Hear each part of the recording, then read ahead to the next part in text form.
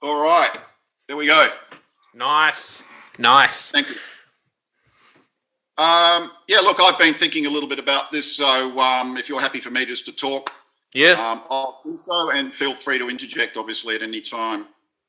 That's called Love Letter number 6, which obviously, I'll just tilt this a little bit, is the 6th love letter piece. Those pieces began when I wrote the first one, which just sort of came to me based on the first sound that I created. Now, that might sound like maybe a weird way to describe it, but as I've been playing over the years, I've got various sounds that I like on the instrument, chords and things. And one of my favourites, which the whole series has a lot of them, is a first inversion major chord with the 9th added to it, like this sort of a chord. The very first one, love letter piece, began with this chord, which is a G major 9 over B. Anyway, so this was one of my favourite sounds that, as I said, I began with, and love letter number 1 evolved out of that. And that piece itself happened quite quickly. I haven't played that one, obviously, but I'll talk in general terms about these pieces. And when I wrote it, as I'm sure as a composer yourself, the way pieces come to you vary quite a bit. The ideal thing that happens to us, and I've watched a lot of interviews and read a lot of interviews with composers, is that when it sort of comes out without you having to labour too much over it, it just sort of pops out, or certainly themes or really good things come out almost like you're just the channel for it. We've all heard that, you're the conduit. So when I wrote that first one, which happened quite like that, I did end up tweaking it. So it's not a pure process, and obviously there's pieces that have varying degrees of things that just pop out, and then other times where you have to use your craft to mould the thing and put it all together. But what I thought was, I wrote that first piece, was really happy with it, and actually I played it in a room at AIM, and somebody came in and said, "What was that?" And I said, "Oh, it's just a piece I wrote." And he said, "Oh, man, that did something to me, And I thought, oh, wow, that's the most kind of high praise that you can get. And when I went out of the room and I looked back in the room next door where he'd been, he was a teacher, he was actually crying. And I just went, whoa. So anyway, just an interesting anecdote. So anyway, I felt like I would write some pieces that used these sounds that I loved and try and not labour over them too much. That was the genesis of these pieces.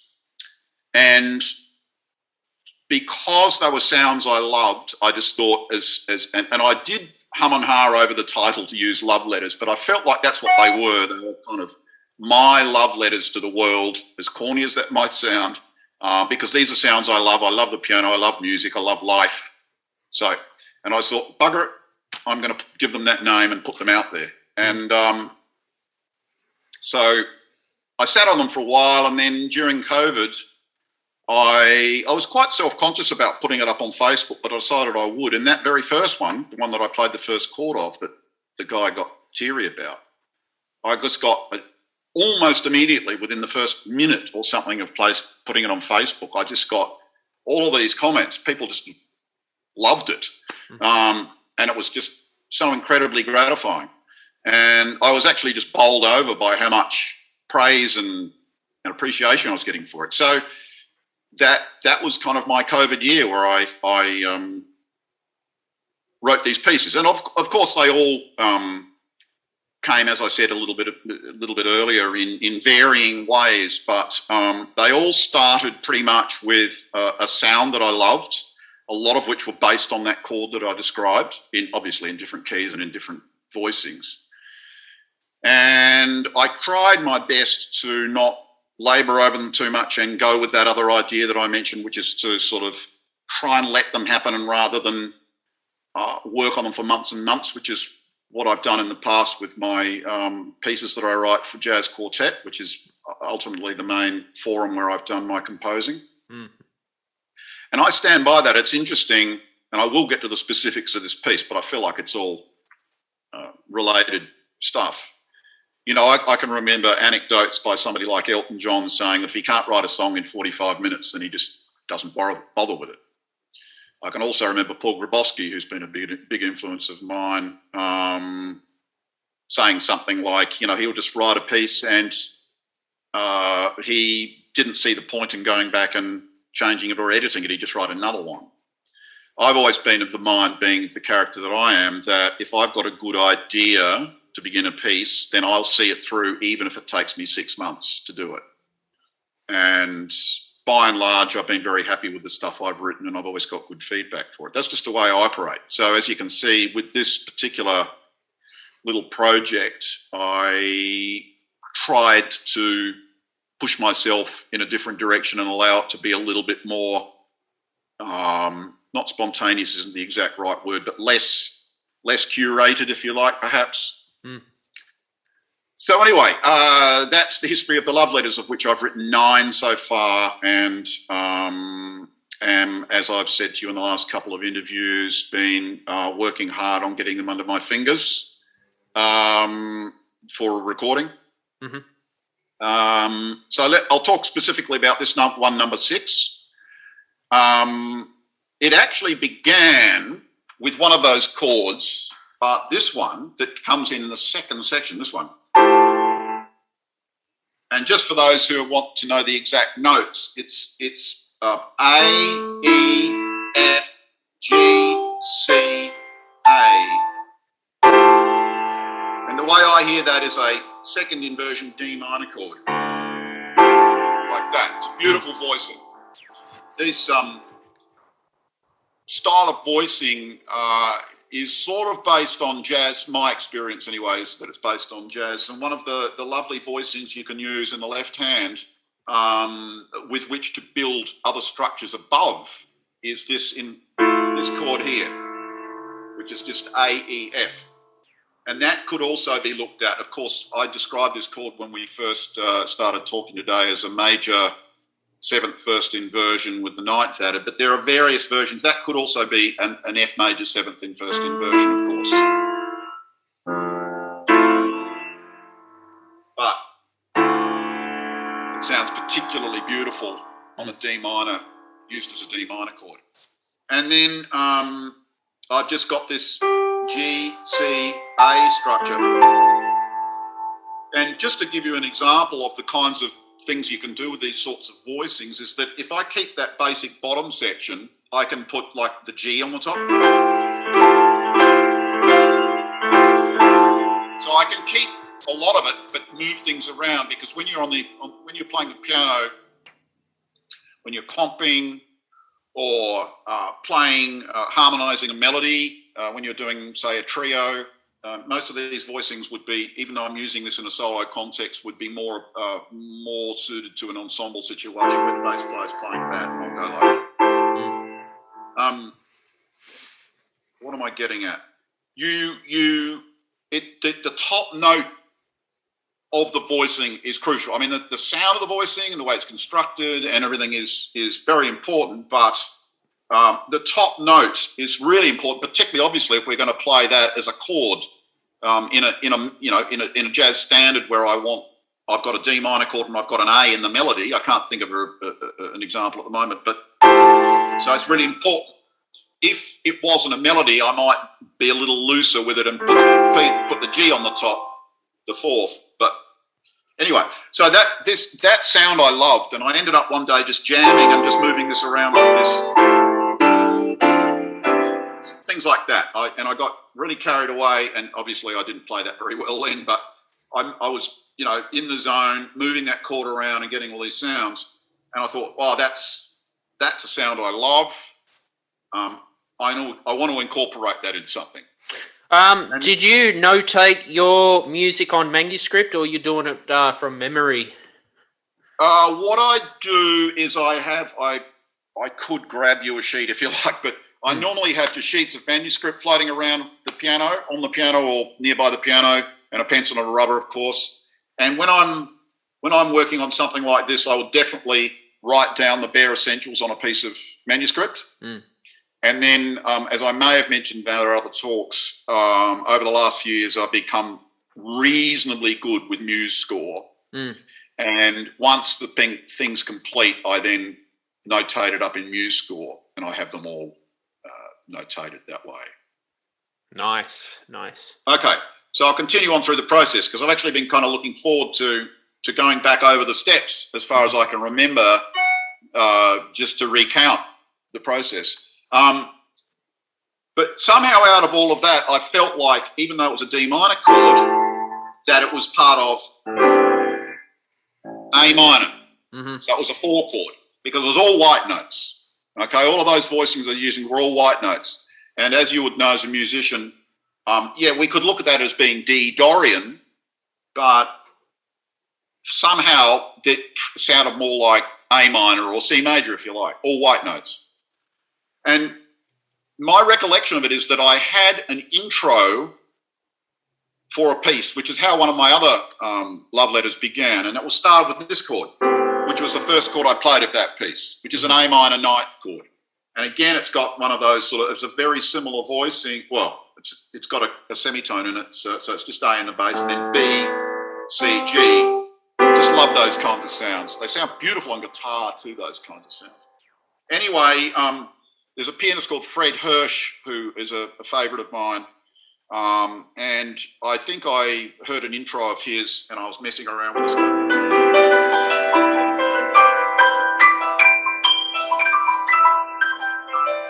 That kind of a sound. It was a sound that he got, and I thought, oh, geez, I love that. So, as has been the case with most of these love letters, I've come up with a sound, and I know that I've got that D minor sound, but just for a minute I'll backtrack and say, I love this sound. So I create a kind of little sound world for a minute, which is what I just did then, of course. And because I think that's just heavenly for me. You know? Don't mean to sound egotistical, but it's just a beautiful sound. I want to do something with that. But what's transpired is that I've had these sounds, but then I've gone, well, that's just a texture and a sound. It doesn't really have a melody, so I actually need a song. So the way these pieces have evolved is that I've had this, lovely sound or texture to begin with, and then I've created a melody that's grown out of that and turned it into a proper song. And it doesn't mean that you couldn't create a piece with just textures. And in fact, love letter number 8 is a textural piece. All of these pieces are up on my YouTube channel if people want to check them out. So I'll continue on with this now. So I played that intro in A minor, and then somehow out of that, this melody came, which is the beginning of the melody. And it's just a triad. So you could sequence that if you like, go, etc., etc., But I just chose the melody, and this is getting back to that original purpose that I mentioned from the beginning. This is definitely one of the songs I remember most that kind of came to me quite quickly. Chords almost just came under my fingers without me thinking. So I had that idea. Now, it's obviously in 3/4, and I think probably, even though the introduction isn't, and that D minor thing that I was ultimately the genesis of this piece, because the A minor bit came after I thought, oh, sounds like it's an A minor. Oh, I've got this sound. I don't think any of that was in 3/4, but as soon as I started playing that, it felt like a 3/4 melody, and I love 3/4. So,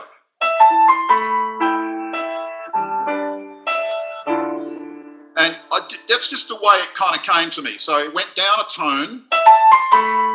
So that's the 9th of the A minor. And that's the 9th of the G add 9 chord below it. So I'm simply just going A minor to G, which is extremely common. It's part of the Aeolian scale, of course, isn't it? Part of C major, if you like. And then I just searched around as the melody came to me to find the chords that went with it, and the next chord was the D minor. think I heard the melody there, and I'm not going to get too detailed about it all because I don't want to sort of bore people, but I think I just heard that melody, and then I thought this from the D minor. That's by the way, is a classic, is a kind of a pentatonic melody which uses a fourth from the D to the G to the E. Part of my history is playing modal jazz music. I started in around about 1980, and people like McCoy Tyner and John Coltrane and so on were big figures in my life. And a lot of the music, like people like Michael Brecker and people that were sort of really big at that time, were using a kind of a pentatonic language that grew out of, well, it's part of the what you might call the post-bop language, which was sort of mid to late 60s onwards, that grew out of bebop, where the Coltrane vocabulary of fourths and pentatonics and adopted very comprehensively by McCoy Tyner, his pianist, was sort of in the air. There was a lot of that kind of pentatonic music around, so that's sort of in my roots. Anyway, I came up with the next chord, like that melody suggested itself, and then the next chord I came up with was just the E minor there. So I've gone for the 5 minor there. Mm-hmm. So I'll try and move through this a little bit more swiftly because I know we don't have a lot of time today. But I'll just play that opening phrase. D minor 9, whoops, E7 suspended. And then this next part, I remember, just came to me pretty much straight away.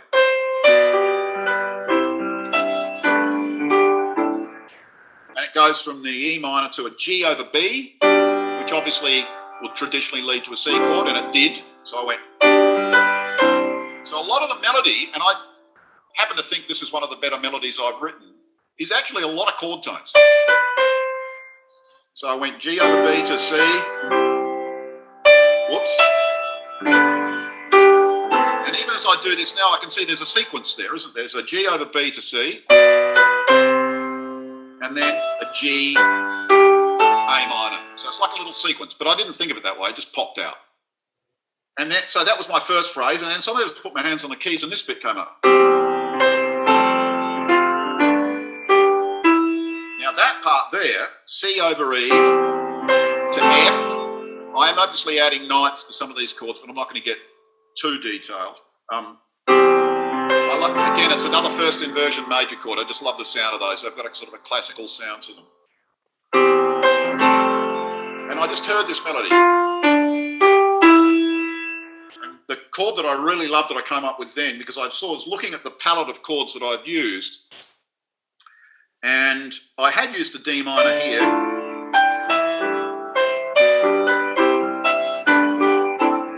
but I had, in this next part, which begins with the C over E, I hadn't got to the D minor, and I went, I thought I'll try the D minor 9 there. Oh, yes. D minor 11th there. I really like that sound. Mm-hmm. And it's not remarkable, but just the placement of it. And I think when I think about the cyclic progressions that are going on underneath, a lot of it's based on cyclic progression. So a C, a C to an F is around the cycle of fourths, of course. What is it? And it just went to a G. But going from a G to a D, it is cycle of fifths going the other way. Sometimes it's nice to go around the other way. Mm-hmm. I think Jacob Collier talks about it. I think that might be negative harmony, don't know. But it's going around the cycle of fifths rather than the fourths, depending on which way you look at it. So anyway, you've got that. And then just the sort of tonal gravity of the piece made me feel like I needed to hit an A minor chord next, because it was in A minor. I'd been dilly-dallying around the A minor. So then it was... And then this next progression just came out in kind of one bit. D, do, do. I thought, I'll go to the relative major. That's nice, finishing on the relative major. So that progression, A minor 9th, E7, E minor 7 suspended, F add 9, C add 9.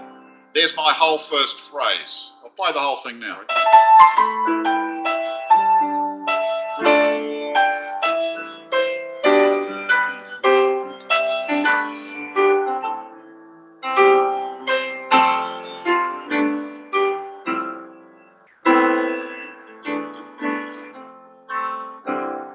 I was really happy with that. Still am. I think it's good. Mm-hmm.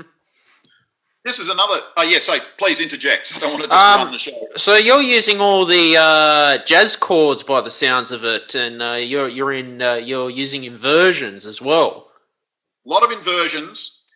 The thing about jazz chords is I use the term too, but of course what we're talking about when we talk about jazz chords is chords with extensions. And adding, obviously if you go up the chord, you get the 1, 3, the 5, then you get the 7, then you get the 9, then you get the 11, then you get the 13. And then you've run out of notes. That's the full 7 notes of any diatonic sort of traditional scale. So yeah, we tend to use the word jazz chord to describe chords that have the extensions in them, which are those extra notes above the 7th that colour the chord in a lovely way. But mainly because jazz musicians obviously like the sound of them and adopted them. But when you look back, as I'm sure you know, I mean, there's quite a lot of them in Bach actually. Maybe not voiced away, but that classic thing with the B and the C next to another on A minor. Bach was doing that. Mm-hmm. There's a lot of, as most people would agree, you go back to Bach and there's so much of what we do there, even if it's in a different context. But of course, composers like Ravel and Debussy, as is often cited, used them a lot more. So, as is the case with jazz on the theory side, a lot of the theory concepts they're using were actually happening some 30, 40 years before in the classical arena.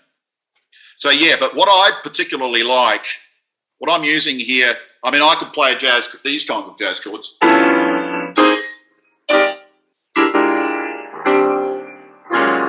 Right, and I used a lot of extensions and alterations and things. They're all part of that jazz language, but the ones I'm using so far are all diatonic within that key. And just, yes, they do have those nice notes, and I would say, yes, they are kind of jazz chords, but I like them. I sort of think of them as having a bit more of a folky kind of quality to them, and I love folk music. And the solo CD that I've been working on for many, many years is going to be called Jazz and Folk Songs, because I'm kind of inhabiting that sound world, and I'm playing things like Scarborough Fair and Danny Boy and so on. That's hopefully not too far down the track, that particular CD. So yes, you could say I'm using jazz chords, but I kind of like to think of them as being a little bit of a folky jazz sound, if you like. Mm-hmm. Does that make sense? Yeah, no, it's nice and simple what you've kept it. And you're using a lot of modes, are you? Well, as I said at the beginning, when I came up with this D minor sound and I was moving it around,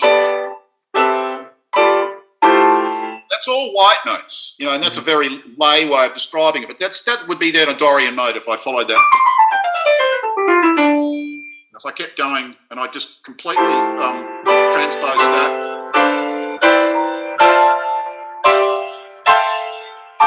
So that's all voicings. They weren't perfect, but you get the idea.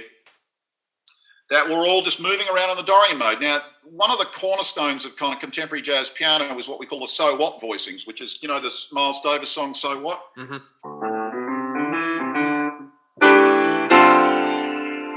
And that was obviously 59. Bill Evans was the pianist, but those fourth sounds like that, which is 2 perfect fourths like that, and with a third on the top, that's a very, very important sound in jazz, particularly jazz piano. And one thing that you can do, which is an obvious thing to do, is move those chords around within the Dorian scale and just transpose them like this.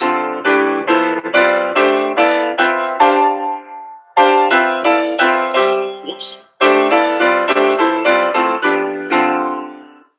You can move those around in all kinds of ways to create colours, but they all have a particular sonority to them, don't they? So that's a very modal way of playing. So when you say, are you using modes, the answer is yes, but I wasn't sort of thinking, this is a Dorian, this is a Phrygian, this is a Aeolian, blah, blah, blah, really. But this is definitely, I would say, ultimately a modal piece. Is this the first time you've performed this live, or have you performed this at a gig before? What I do, I'm very, I'm being quite fortunate in that I have still done quite a lot of gigs. So yes, I as part of my preparation for the recording, even though I had to have a couple of goes at that to get it right, I play these on gigs when the gig is appropriate. And I did one the other night, restaurant in Glebe, lovely venue, nice grand piano, people just eating. Unless you went, they're not probably going to think, they're probably not going to pay a lot of attention to you. I don't mean that in a negative way, but, as long as you're playing reasonably accessible music, they're not going to be listening in detail to what you're playing. But that's not a reason for playing my pieces. I think my pieces work very well in that context. What I'm saying is they're not, I don't have to play Elton John songs all night, although I usually play your song because I like it. So yes, when the gig's permitting, I will put these songs in. I'm very lucky that I do gigs where I can. Yeah, good on you. It's the best to play your originals, I think. Well, I like it, and I think, I think these are good pieces, and they add a little bit of a quasi-classical context to what I'm doing when I'm doing solo gigs. And when I do solo gigs, I'm doing mainly jazz standards and improvising on them, but I will mix some of these pieces in along the way, and I think I'm hoping from an audience point of view that that's something they appreciate. If I do some jazz standards and I might do the Elton John song, and I do, what's the other one I do? It's Killing Me Softly. I really like that song. A few pop songs, and then I put my originals in there. I think it's a nice mix for people to listen to. Anyway, if you're okay with it, I'll just quickly go through the rest of the composition. Is that okay? Yeah, go for it. Yep. So we got to this part where I went.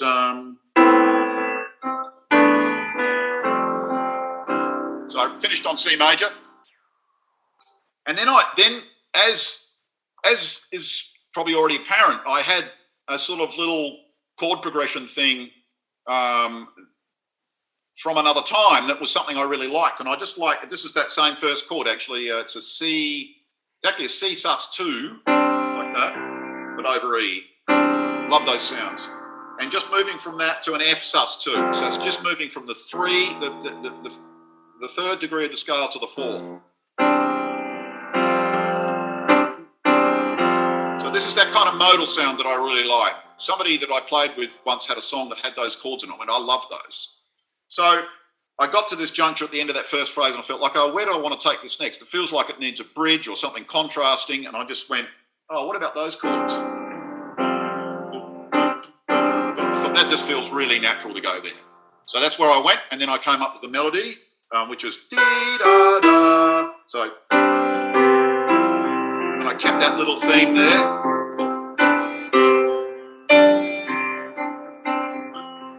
So that, and then I just naturally went, so I've gone like this, dee-da-boo.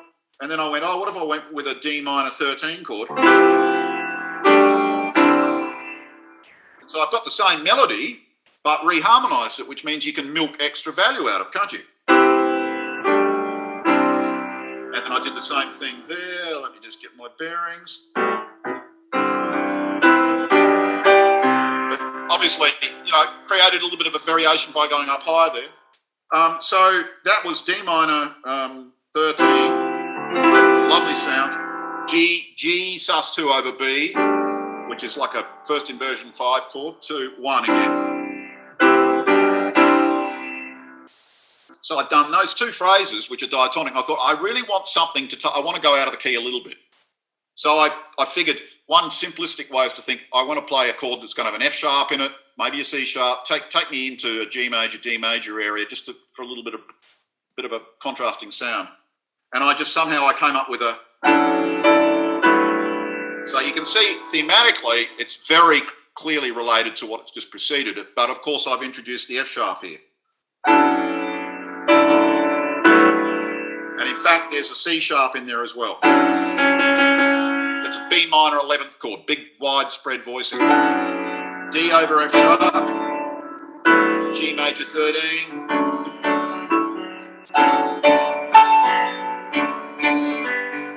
So I was at that point where I've done that, and I'm thinking, okay. And in my mind, when I'm writing pieces, I always have the original key in mind in terms of how I'm going to get back there. So what key are you playing in the whole time?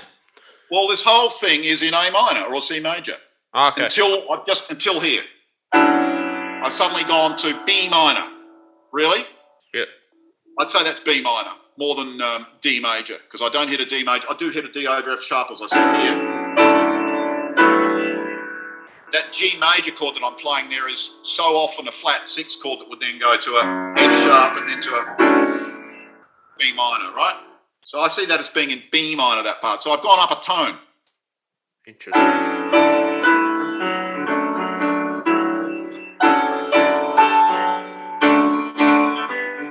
Now, then I just thought, as I said, I had in my mind, I know I need to get back to A minor. I didn't necessarily want to go on a long modulatory journey there where I went through lots of key changes.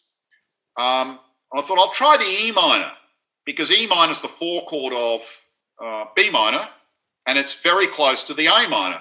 And I'd already used it in the A minor as the 5 minor chord. So I tried E minor. And I thought, that works. Obviously, the theme that I'm doing at the top, the dee-da-da, that's just constant through all of this whole phase. But the harmony was the thing that I had to work out. And when I came up with that, which is E minor 11th, then an A minor 11th, and then a F major 7 sharp 11th, I thought that just sounds good. And then I'll do one of these.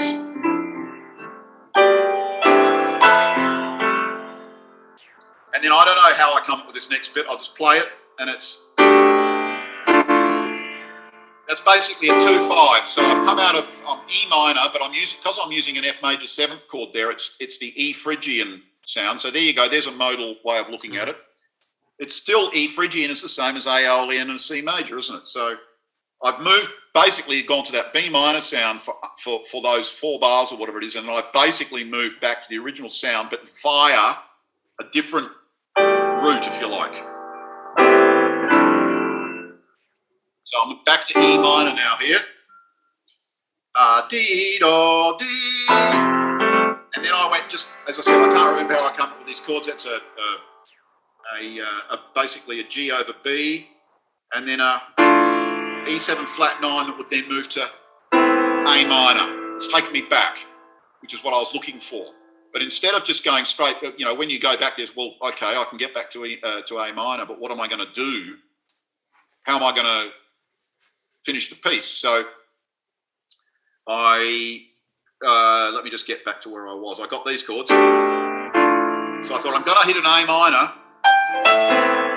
And then what I did then, I just felt like, and I think this is like the unfolding narrative of the piece and the way that that you structure the whole form of the thing is a fairly instinctive thing. You're just like, almost like colours. It's like a drama unfolding, if you like. And I'm thinking, I kind of want something. It was like when I came up with this idea.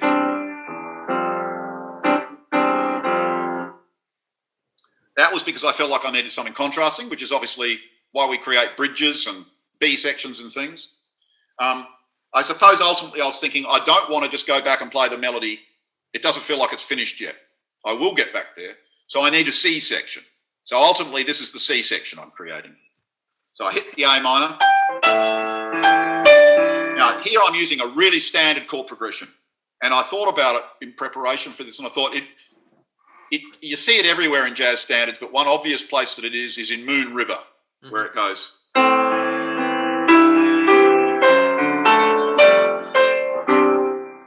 You know Moon River, which I'm sure you do, because of course it's a great song that we all love. So that progression is pretty much based on that. It's very common. A minor over G, D 7th or D 9th over F sharp. There's that F major 7th. So I've gone down to semi now. Now this is all back into the original key now.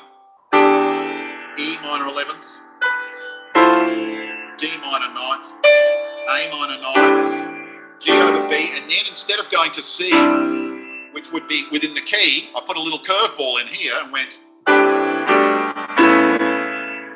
I introduced a C sharp into the mix, okay? So that's like an A over C sharp, which of course wants to lead here to a D minor. So D minor, of course, is the 4 chord of the original key, so I'm still staying within the same key area, even though I've introduced that C sharp. And as I'm here, I'm thinking I've used, I've got all these different colours. I've got a few little moves to other sounds. It's except for that B minor part, it stayed within the home key. But I'm going to try and explore in this last part of the C section, as I'm sort of following through and creating the shape of the thing, try going to a 4 minor chord in the key of C, which is the F minor. So I've got to that D. That's a nice sound. And one really obvious place for that F minor chord is to go back down to a C over E. And then I just kept on going around the cycle. So let me just retrace my steps. A minor, so I'm just going around the cycle now. Cycle of fourths. Cycle, D minor, G, and then I thought I could go to C. But it really needs to go to A minor. So I did a really common thing. I got to that G, put the G sharp in the bass, and came back to the A minor. And there's that motif from the beginning, where my first section finishes like this. C, B, A, 3, 2, 1. So I was really happy to suddenly go, that motif, that ties it all together. Yeah? So I'll just play you that last bit from the D minor.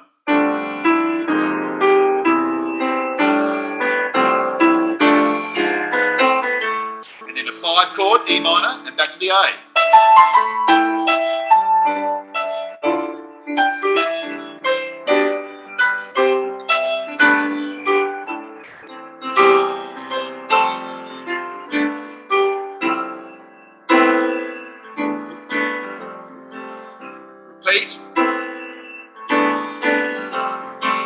Repeat up the octave.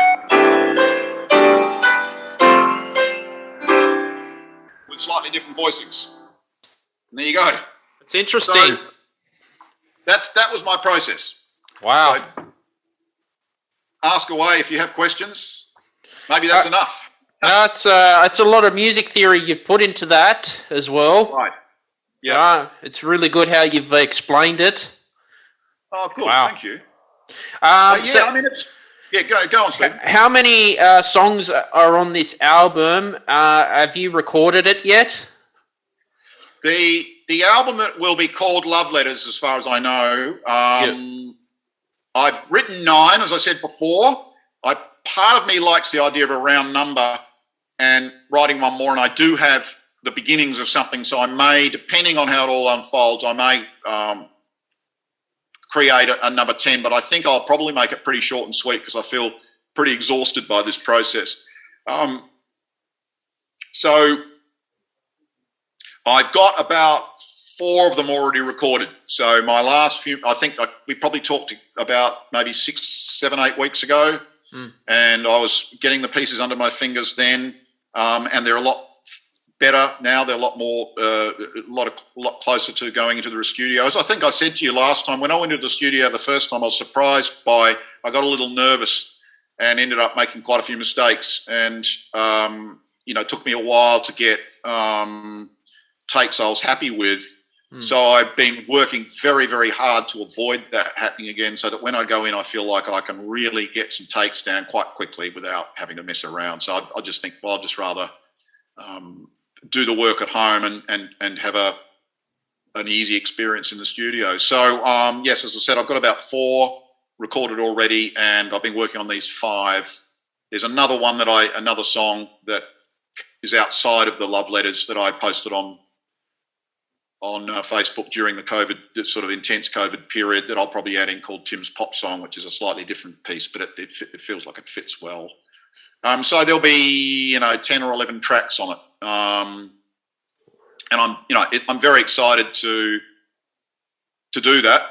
It's been a long time since I put out some of my own music, too long, but it's when you have a particular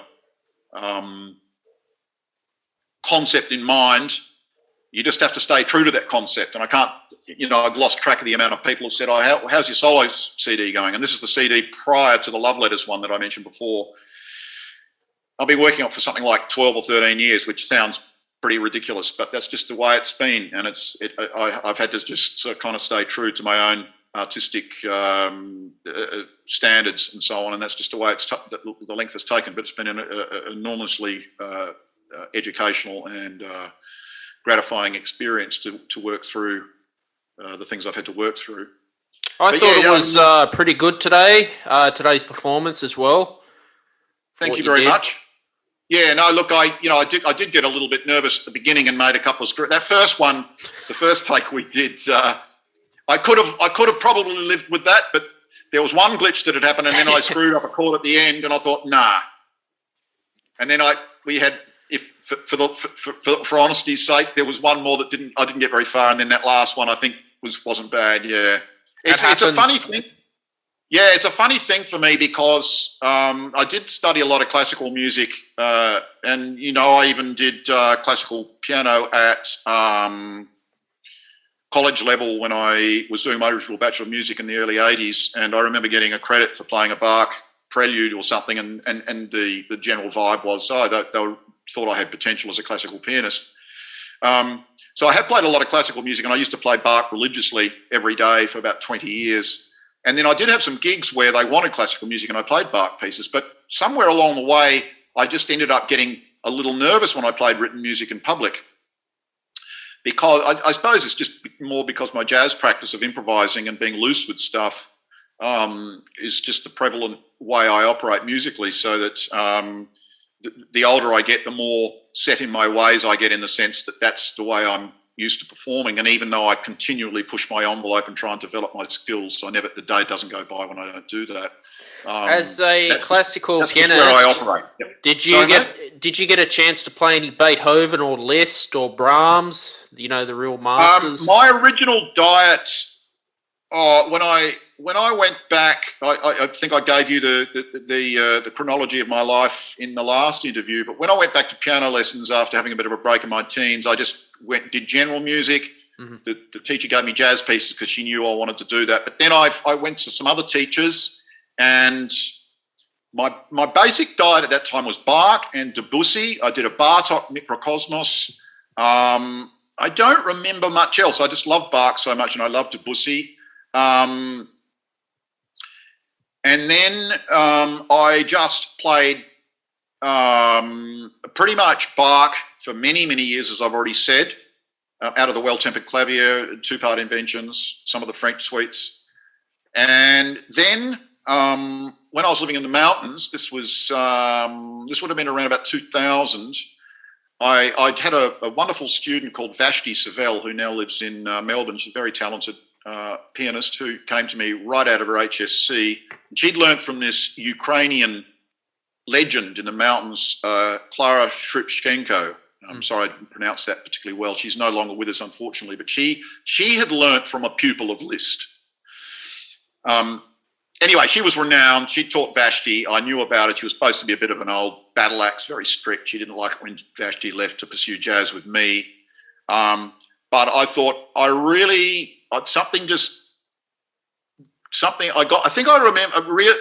remember thinking that I was playing Bach fugues a lot, but I didn't feel like I was really playing them the way they should be played, because I had, Glenn Gould and Andras Schiff and people on record, and I knew, that there was probably more going on that I needed to deal with. So I went to her for lessons, and she taught me a lot about playing Bach fugues well, and I feel like even though I haven't played one for a long time, I kind of know what to do. And by playing Bach fugues, you really understand Bach's music. I mean, it just illuminated so much about the contrapuntal nature of his music for me in all of his pieces, that it was invaluable. But getting to your original question, I did learn 2 Mozart sonatas, a Beethoven sonata, the first one in F minor, a couple of his bagatelles. I learnt a Debussy 4-handed piano piece we did together. I did a Brahms piece. I did a Scarlatti piece. One person I haven't played is Chopin, which is probably a bit weird to some pianists. His music doesn't grab me straight away, even though there's stuff of it I do like, and I know it's incredibly important to the history of the piano and the way it's played and the way its music is written for it. But there you have it. Life is kind of short, and I haven't got around to any Chopin. I might. I've recently been revisiting a Bach French suite, which I'm really enjoying. But I've had so much solo piano music of my own in the last, well, as I said, almost 13 years, really, to deal with that. It's kind of pushed. That's where the Bach kind of just went out the window after a while. I just have to focus on this stuff, and I'm not going to be a concert pianist or anything. So it took a back seat. But anyway, yeah, that's sort of pretty much the history of my classical piano playing there. No, it was awesome. Amazing performance today, Tim. Thanks for coming on the show. Oh, pleasure, mate. Absolute pleasure. Next episode, you got some other pieces you'll prepare or some covers you want to try out? Oh, look, we haven't discussed it. Let's have a discussion about that, shall we? No, it was good. It was good to listen to some live music today. Thank you. Over Zoom. Yeah, it was great. Yes, just before I go, I'll give you a little plug. I did an interview. I don't know whether you saw it, because whether you're going to Facebook, but I did an interview with Robert Levin, who is just an absolute legend of the classical world as a pianist and an improvising pianist. So I don't know whether you saw that, but for your listeners, they might be interested. It's up on my YouTube channel. I got about an hour and 15 minutes with this guy in Massachusetts talking about improvisation in classical music, and he improvises on some Mozart themes at the end. So for some reason, whatever you said at the end there just reminded me the fact that I'd done an interview myself with somebody that was an incredibly gratifying experience that I'm very happy I organised.